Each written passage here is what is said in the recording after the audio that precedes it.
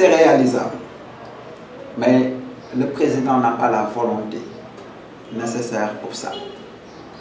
Un État, c'est une vision. Leur vision, ils vont te parler du Yoonu Yokkute, je vais dire c'est un slogan. Ce n'est pas une vision. Une fois qu'on a la vision, il faudrait poser les actes nécessaires pour aller répondre aux missions de cette vision-là. Il a promis 500 000 emplois. C'était une promesse forte de campagne.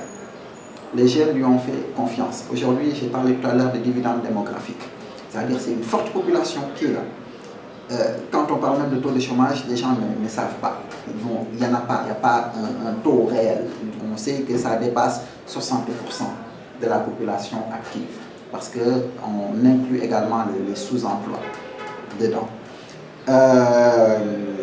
500 000 emplois, honnêtement, ils pouvaient les créer pour une population de 14 millions d'habitants. Donc c'était 500 000 emplois supplémentaires. La fonction publique ne peut pas recruter tous ces 500 000 emplois-là. Vous avez parlé tout à l'heure de l'auto-entrepreneuriat, oui. Chaque entrepreneur peut, au sein de sa structure, recruter 5, voire 4 personnes. Donc chaque entreprise, qu'on appelle des TPE, les toutes petites entreprises, peuvent avoir 5 collaborateurs, donc salariés, avec une incitation. L'État peut dire, ok, ces 500 000 emplois-là, qui sont des start-up, ok, on prend le 10e, donc 5 000, qui sont des TPE à fort potentiel, donc des secteurs stratégiques.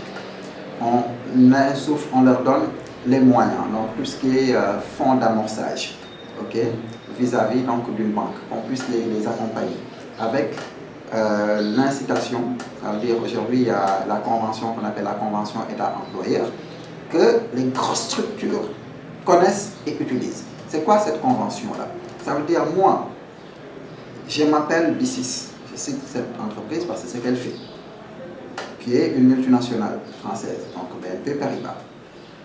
Je vais recruter, mais 50% des salaires est supporté par l'État du Sénégal. C'est ça la convention État-employeur. Donc, nous, TPE, qui avons moins de 5 personnes, on n'a pas accès à ça. Parce qu'il faudrait avoir un minimum de 10 salariés pour avoir accès à ça. L'autre chose, c'est qu'il faudrait que la personne fasse même la demande, la personne que tu recrutes, donc pour aller s'enregistrer au niveau de la convention État-employeur. Mais c'est également une réponse réelle et ça doit être promulgué. Comme ça, les grosses structures et même les PME, je veux dire, qui ont ces critères-là, puissent connaître et aller vers cette convention-là qui va alléger donc, leur masse salariale. Okay?